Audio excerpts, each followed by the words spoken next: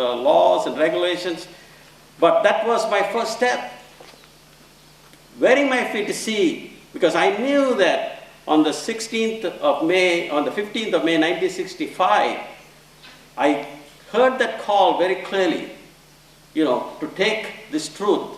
At that time, what I understand was the truth was the gospel to the uttermost part of the world. I said, yes, I'll do it. I have no idea when I said yet what it is meant. Then all of a sudden, one day, I was in Auckland, New Zealand.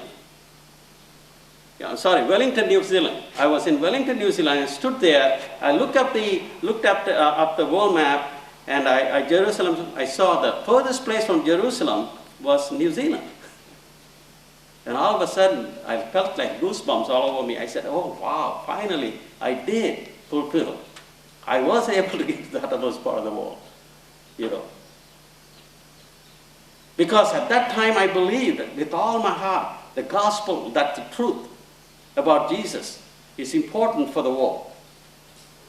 Because I believe with all my heart the teachings of Jesus and the teachings of the kingdom of God, and the way I understood that time is very critically important. So I could not sit and enjoy my little comfort zone that I was living in. I need to step out of that box, step out of that comfort zone to be able to make that happen. At least I felt that's my moral, spiritual obligation, because you're confronted with the truth. So now, after so many years, you reach to a point where you begin to question some of those truths, and then you begin to elevate it to a higher level of consciousness. Now I said, oh, wait a minute. If this gospel can bring peace and harmony and freedom and happiness to the world, how come it is not happening? The world is still fighting. The world is in a constant chaos. The families are falling apart. The children are going wild, and people are, basically becoming so selfish and self-centered. And then I began to revisit the truth. I said, no, I need to have an answer. And that's how I came to meet Chuck and Tony and Joe, and I began to put myself into understanding. Maybe there is something I'm missing. Maybe it's not in the Bible, not in the gospel. It has to be somewhere there. And that's how I began to understand the divine principle. And all of a sudden, I was elevated to a higher consciousness, to a higher responsibility now. See what I'm saying? It's once you're not satisfied, once you believe something and you're doing that and it's not happening, then you cannot simply say, well, it's not working, bye-bye, Because you're pushing yourself to a higher level to say, I need to find the answer. Now, exactly the answer is, we already have it. And some of it, it's like preaching to the choir. It's like saying the same thing we already know. It is the basic, simple principle that Father has been teaching is called living for the sake of others. We heard it so many times, over and over and over and over again.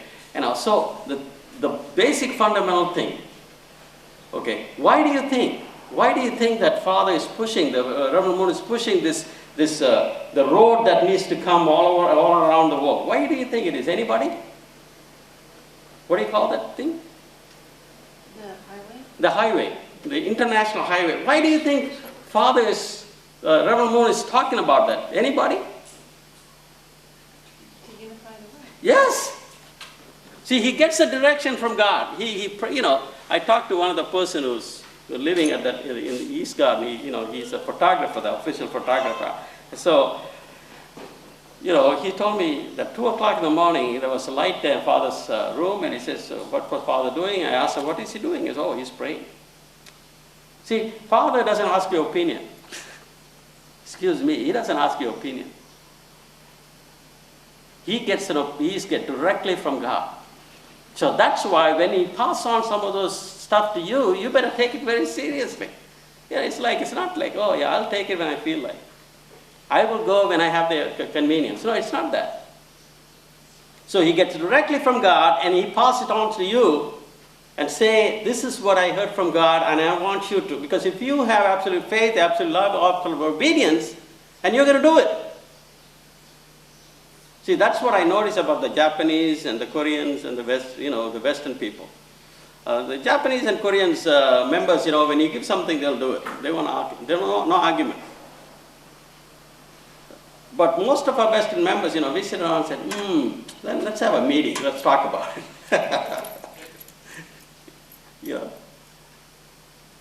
I happen all the time. I'm shocked. I remember one time, just recently when Father came, I was there that morning. We were having breakfast. We were having hundake that morning. Yeah. And some of those Korean leaders came from Korea. They just flew in that morning. Oh, the night before, I wasn't sure. They're still in their travel clothes, some of them. They came in, and Father told him, I said, I want you to go back to Korea. Now, honestly, if Father would have told me, what I would say? I said, yeah, I'll go, but I need to take some rest. I'd at least take a shower. But you know what? They turned around, they left. Unbelievable. I never seen anything like that. I never seen anything like that in my whole life. I've been around leaders. Because they knew, they have learned one thing there about absolute faith, absolute obedience, is that direction is not just from Reverend Moon, but that direction is from God. You understand what I'm saying? And they need to do that. They need to leave. It's not the if and but, if it is convenient, if I need to take a shower, I need to change my clothes. No. They just went at that morning, the first flight out there. So I talked to Peter Kim. I said, boy, I tell you what, it's tough to follow Father.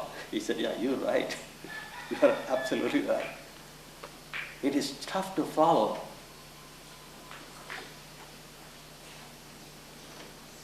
But such people, that we are part of it, we are the ones, and such people are the ones who are going to make the difference. Because we understand if, so it's a $1 billion project. But he still believes it can happen. You know why I believe? Because there was a book that this was when I was just learning about the church, and Chuck used to give me a lot of books, and I used to read them. And I saw one of those books have the first church that Reverend Moon built was a cardboard box. Cardboard box. We have a nice building here. We don't own it, but at least we are sitting in a nice chair. Made out of clay, and it was like a little cave. Actually, it looks like a little cave, that picture.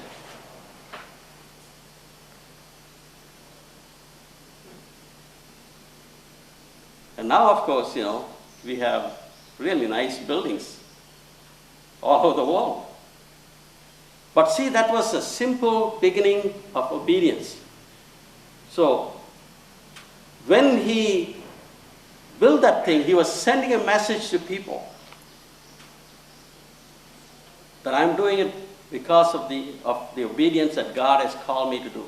So he starts out small, and all of a sudden God begins to bless him. So I believe with all my heart that highway around the world is going to happen. It will, one reason. Number two, why do you think when all these people in the world suffering, there's poverty, there's starvation, there's all kinds of things that is happening in the world, and why do you think that Reverend Moore wants to build a palace in the top of Mount Korea? In Korea. Why do you think it is?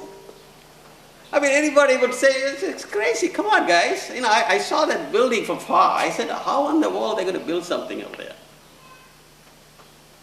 Now, why is it? Not because it's a waste of investment or money. It's not because he hears from God and he begins to realize that God doesn't have a place. Not Jerusalem, not Rome. You go there, God's not there. It's a beautiful building. So he wants to have a place totally 100% dedicated to God. So if you follow his actions, some of you have been in the church long enough now, I don't have to tell you anything.